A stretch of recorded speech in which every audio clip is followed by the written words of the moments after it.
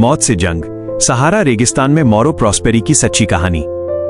कल्पना कीजिए, चारों तरफ सिर्फ रेत हो, न कोई पेड़, न कोई सड़क, न कोई इंसान, और इतनी दूर तक फैला हुआ रेगिस्तान की आंखें थक जाएं, लेकिन क्षितिज के उस पार भी सिर्फ सुनहरी रेत ही दिखाई दे। अब सोचिए, अगर इसी जगह पर आप अकेले रह जाएं, आपका पानी खत्म हो जाए और आपको यह भी पता न हो कि आप किस दिशा में जा रहे हैं, तो आप कितने दिन तक जिंदा रह पाएंगे? 1 दिन, 2 दिन, शायद 3 दिन। लेकिन आज की कहानी एक ऐसे इंसान की है जिसने सहारा के रेगिस्तान में रास्ता भटकने के बाद करीब 9 दिन तक मौत से लड़ाई लड़ी। उस इंसान का नाम था मोरो प्रॉस्पेरी, और उनकी कहानी सिर्फ जीवित बचने की कहानी नहीं है। यह कहानी है हिम्मत की, यह कहानी है उम्मीद की, और यह कहानी है उस पल की जब इंसान को लगता है कि अब सब खत्म हो चुका है, लेकिन फिर भी उसके अंदर से एक आवाज आती है, नहीं, अभी नहीं। सहारा की सबसे कठिन दौड़, साल था 1994। मोरो प्रॉस्पेरी इटली के रहने वाले थे। वो पुलिस अधिकारी रह चुके थे और एक बेहद अच्छे खिलाड़ी भी थे। उन्हें लंबी दूरी तक दौड़ने और कठिन शारीरिक चुनौतियों का सामना करने का जुनून था। इसी जुनून ने उन्हें खींचकर पहुंचा दिया सहारा के रेगिस्तान में होने वाली दुनिया की बेहद कठिन दौड़ों में से एक, मैराथन दे साबलेस। ये कोई साधारण दौड़ नहीं थी। दौड़ने वालों को कई दिनों तक रेगिस्तान में सैकड़ों किलोमीटर की दूरी तय करनी होती थी। दिन में तपता हुआ सूरज, पैरों के नीचे गर्म रेत, कंधों पर सामान और शरीर में लगातार कम होती ऊर्जा। मोरो को इस चुनौती का अंदाजा था, लेकिन उन्हें यह नहीं पता था कि कुछ ही दिनों बाद यही रेगिस्तान उन्हें दुनिया से लगभग गायब कर देगा। दौड़ का चौथा दिन, शुरुआत के 3 दिन ठीक ठाक बीते। मोरो अच्छी गति से दौड़ रहे थे। वो प्रतियोगिता में आगे चल रहे थे और उन्हें उम्मीद थी कि वो दौड़ में बहुत अच्छा स्थान हासिल कर सकते हैं। लेकिन चौथा दिन सबसे लंबा और सबसे कठिन था। उस दिन तापमान बहुत ज्यादा बढ़ गया था। सूरज सिर के ठीक ऊपर था। चारों तरफ रेत के छोटे बड़े टीले फैले हुए थे। मोरो दौड़ते जा रहे थे। उन्हें लग रहा था कि आज भी वो अपना लक्ष्य पूरा कर लेंगे। लेकिन तभी हवा बदलने लगी। पहले हल्की हवा चली, फिर तेज, और फिर अचानक ऐसा लगा जैसे पूरा रेगिस्तान जाग उठा हो। रेत हवा में उड़ने लगी। कुछ ही पलों में सामने का रास्ता धुंधला हो गया। मोरो ने अपनी आंखों को बचाने की कोशिश की, लेकिन तूफान लगातार तेज होता जा रहा था। अब उन्हें सामने कुछ भी दिखाई नहीं दे रहा था। रेत का तूफान, सहारा का रेत का तूफान कोई साधारण आंधी नहीं होता। हवा में उड़ते हुए रेत के छोटे छोटे कण चेहरे, आंखों और गले पर लगातार चोट करते हैं। मोरो के सामने जैसे पीली दीवार खड़ी हो गई थी। उन्होंने बचने के लिए रुकने की कोशिश की, लेकिन हवा इतनी तेज थी कि जहां भी वो रुकते, रेत उन्हें ढकने लगती। इसलिए वो फिर आगे बढ़ते रहे। उनके मन में सिर्फ एक बात थी, दौड़ का रास्ता मेरे सामने है, मुझे बस आगे बढ़ना है। लेकिन असलियत कुछ और थी। वो रास्ता दिखाई देना सिर्फ तूफान के बीच पैदा हुआ एक भ्रम था। कई घंटे तक मोरो उस तूफान में आगे बढ़ते रहे। आखिरकार तूफान थम गया। रेगिस्तान अचानक शांत हो गया। लेकिन ये शांति डरावनी थी, क्योंकि जब मोरो ने चारों तरफ देखा तो उन्हें कोई साथी दिखाई नहीं दिया। कोई निशान नहीं, कोई रास्ता नहीं, कोई संकेत नहीं। रेत के तूफान ने पूरे इलाके का नक्शा ही बदल दिया था। मोरो पहली बार समझ गए, वो रास्ता भटक चुके हैं। अब मुझे ढूंढने कौन आएगा? मोरो ने अपने सामान की जांच की। उनके पास कुछ भोजन था, थोड़ा पानी था, एक दिशा सूचक यंत्र था, सोने के लिए थैला था और कुछ आवश्यक सामान था। उन्हें विश्वास था कि दौड़ के आयोजक उन्हें खोजने निकलेंगे, इसलिए उन्होंने उम्मीद नहीं छोड़ी। रात आई। रेगिस्तान का तापमान गिरने लगा। दिन में जो जमीन आग जैसी तप रही थी, वही रात में बेहद ठंडी हो गई। मोरो ने अपने सोने के थैले में खुद को समेट लिया। उन्होंने सोचा, सुबह होते ही मुझे रास्ता मिल जाएगा। लेकिन सुबह ने उनके सामने एक और भयानक दृश्य रखा। सूरज निकला। मोरो एक ऊंचे टीले पर चढ़े। उन्होंने दूर दूर तक देखा, लेकिन जहां तक नजर जाती, सिर्फ रेत, रेत के टीले और खाली आसमान। दौड़ का कोई निशान नहीं था। मदद की पहली उम्मीद। मोरो जानते थे कि खोज दल उन्हें ढूंढ रहा होगा। फिर अचानक उन्हें दूर से एक आवाज सुनाई दी, एक हेलीकॉप्टर। उनका दिल तेजी से धड़कने लगा। उन्होंने अपने पास मौजूद संकेत देने वाले उपकरण का इस्तेमाल किया।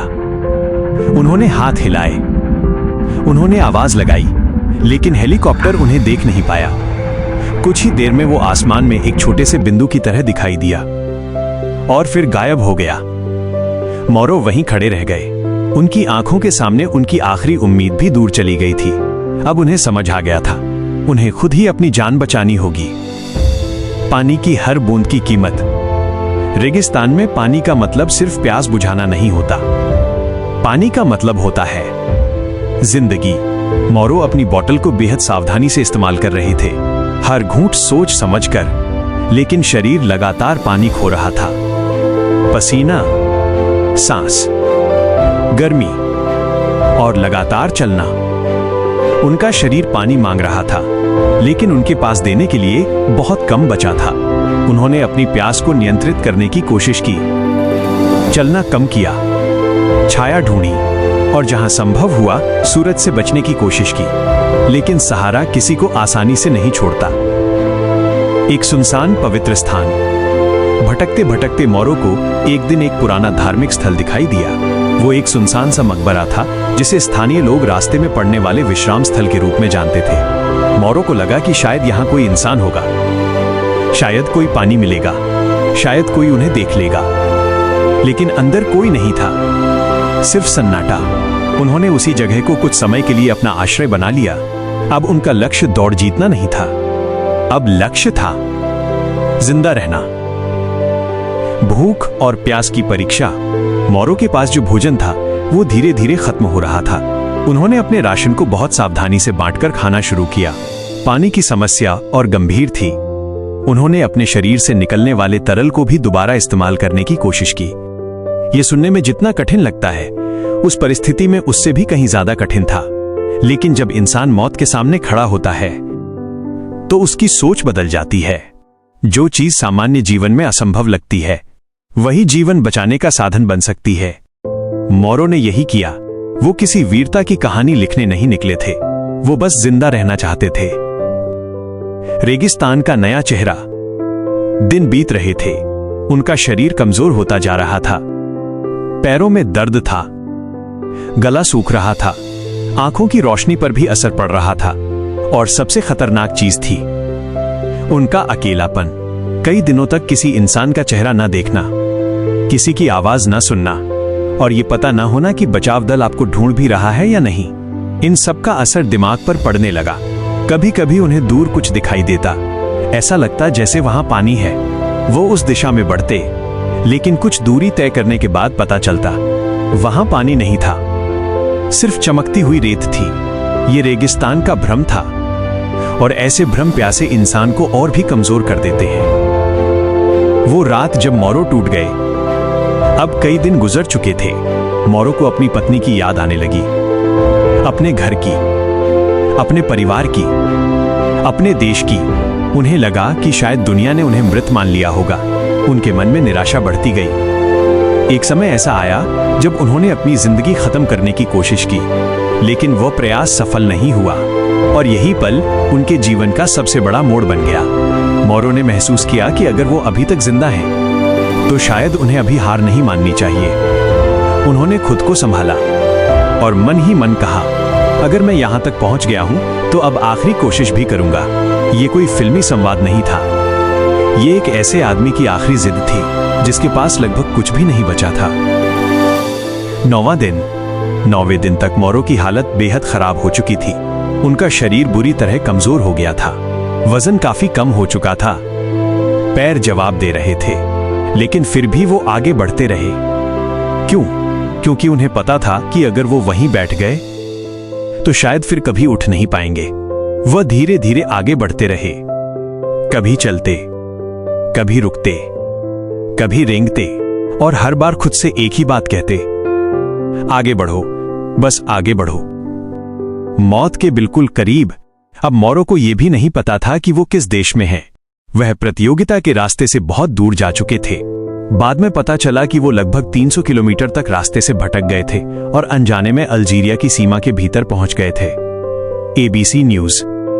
सोचिए, एक धावक जो दौड़ में हिस्सा लेने निकला था, वो अपने निर्धारित रास्ते से इतना दूर निकल चुका था कि अब उसे खोजने वालों के लिए भी उसका पता लगाना बेहद मुश्किल हो गया था। उधर आयोजक, सैनिक और स्थानीय खोजी दल उसे तलाश रहे थे, लेकिन रेगिस्तान में इंसान को ढूंढना आसान नहीं था। हर तरफ एक जैसा दृश्य, हर दिशा में रेत और कोई निश्चित निशान नहीं। फिर आया वो पल। कई दिनों की भटकन के बाद मोरो की हालत इतनी खराब हो चुकी थी कि उनके लिए आगे बढ़ना लगभग असंभव था। लेकिन तभी दूर उन्हें कुछ दिखाई दिया। पहले सिर्फ एक हलचल, फिर कुछ आकृतियां, और धीरे धीरे वो साफ होने लगा। कुछ लोग उनकी ओर आ रहे थे। वे स्थानीय खानाबदोश लोग थे। मोरो ने अपनी पूरी ताकत लगाकर उनका ध्यान खींचने की कोशिश की। उनकी आवाज बहुत कमजोर थी, लेकिन उन्होंने हार नहीं मानी। आखिरकार उन लोगों ने उन्हें देख लिया। वे उनके पास पहुंचे और सामने एक ऐसा आदमी था जो कई दिनों से रेगिस्तान में भटक रहा था। कमजोर, निर्जलित और लगभग टूट चुका, लेकिन जिंदा। जिंदगी की पहली घूंट जब मोरो को पानी मिला तो वो उनके लिए दुनिया की सबसे कीमती चीज थी। इतने दिनों से जिस पानी के बारे में वो सोच रहे थे, आखिरकार वो उनके सामने था। लेकिन ऐसे समय में शरीर को भी सावधानी से पानी देना पड़ता है। मोरो को धीरे धीरे पानी दिया गया, फिर उन्हें अपने साथ ले जाया गया। उन्हें भोजन और आराम मिला और अंततः उन्हें चिकित्सा सहायता तक पहुंचाया गया। जिस आदमी को उसके परिवार ने शायद मृत समझ लिया था, वो अचानक फिर से जिंदगी की तरफ लौट रहा था। परिवार को जब पता चला, मोरो के गायब होने के बाद उनके परिवार के लिए हर दिन डर में गुजर रहा था। खोज अभियान चलाया गया था, लेकिन कोई पक्की खबर नहीं थी। लोगों को डर था कि शायद मोरो रेगिस्तान में मारे जा चुके हैं। और फिर अचानक खबर आई, मोरो जिंदा हैं। कल्पना कीजिए उस पल की। एक परिवार जिसने शायद अपने प्रियजन को खो दिया समझ लिया था। उसे पता चलता है कि वो मौत से लड़कर वापस आ गया है। ये सिर्फ बचाव की खबर नहीं थी, यह किसी चमत्कार से कम नहीं थी। लेकिन कहानी का सबसे अद्भुत हिस्सा अभी बाकी था। ज्यादातर लोग ऐसी घटना के बाद शायद जीवन भर रेगिस्तान से दूर रहते, लेकिन मोरो प्रॉस्पेरी के मन में सहारा के लिए डर के साथ साथ एक अजीब आकर्षण भी बना रहा। उन्होंने उस अनुभव को अपने जीवन का अंत नहीं बनने दिया, बल्कि वो फिर से दौड़ की दुनिया में लौटे। और बाद के वर्षों में उन्होंने फिर मैराथन डिसेबल्स में भाग लिया। आर्किवियो यूनिटा, जिस रेगिस्तान ने उन्हें लगभग मौत के सामने खड़ा कर दिया था, वही रेगिस्तान एक दिन फिर उनके सामने था। लेकिन इस बार मोरो पहले वाले इंसान नहीं थे। अब वो जानते थे कि सहारा कितना खतरनाक हो सकता है। उन्हें पता था कि एक छोटी सी गलती कितनी बड़ी कीमत मांग सकती है। और उन्हें यह भी पता था कि इंसान की सहन शक्ति की सीमा शायद उतनी छोटी नहीं है जितनी हम सोचते हैं। इस कहानी से सबसे बड़ी सीख, मोरो प्रॉस्पेरी की कहानी हमें सिर्फ ये नहीं बताती कि एक आदमी रेगिस्तान में कैसे बचा। ये हमें एक और गहरी बात बताती है। जब जिंदगी आसान होती है, तब हम अपनी ताकत का अंदाजा नहीं लगा पाते। लेकिन जब हमारे सामने कोई रास्ता नहीं बचता, जब उम्मीद लगभग खत्म हो जाती है, तब इंसान के अंदर से एक ऐसी ताकत निकल सकती है जिसके बारे में उसे खुद भी पता नहीं होता। मोरो के पास आखिरी दिनों में न कोई बड़ी योजना थी, न कोई बड़ी सुविधा, न कोई निश्चित रास्ता। उनके पास बस एक चीज थी, जिंदा रहने की इच्छा। और शायद वही सबसे बड़ी ताकत थी। सहारा ने उनसे उनका रास्ता छीन लिया, उनका पानी छीन लिया, उनकी ताकत छीन ली, लेकिन वो उनकी आखिरी उम्मीद नहीं छीन पाया। क्योंकि उम्मीद इंसान के अंदर रहती है, और जब तक वो जिंदा रहती है, तब तक इंसान पूरी तरह हारा नहीं होता। आज जब हम आराम से अपने घर में बैठकर इस कहानी को सुनते हैं, तो शायद कल्पना करना भी मुश्किल है कि मोरो ने उन दिनों में क्या महसूस किया होगा।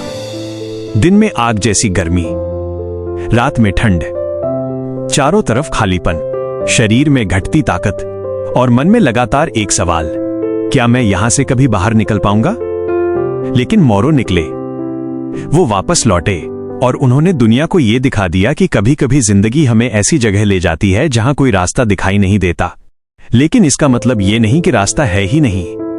कभी कभी रास्ता हमें खुद बनाना पड़ता है। मोरो प्रॉस्पेरी ने सहारा में सिर्फ अपना रास्ता नहीं खोजा था, उन्होंने वहां अपनी जिंदगी वापस खोजी थी। और यही वजह है कि उनकी कहानी आज भी दुनिया की सबसे अविश्वसनीय जीवित बचने वाली कहानियों में गिनी जाती है। अगर आपको हमारी कहानी पसंद आई हो तो कृपया हमारे पेज को लाइक और सब्सक्राइब जरूर करें, ताकि आगे भी आपको ऐसी ही मजेदार कहानियां मिलती रहें। बाकी अपना बहुत सारा ख्याल रखिएगा। मिलते हैं अगली कहानी में, तब तक के लिए बाय बाय।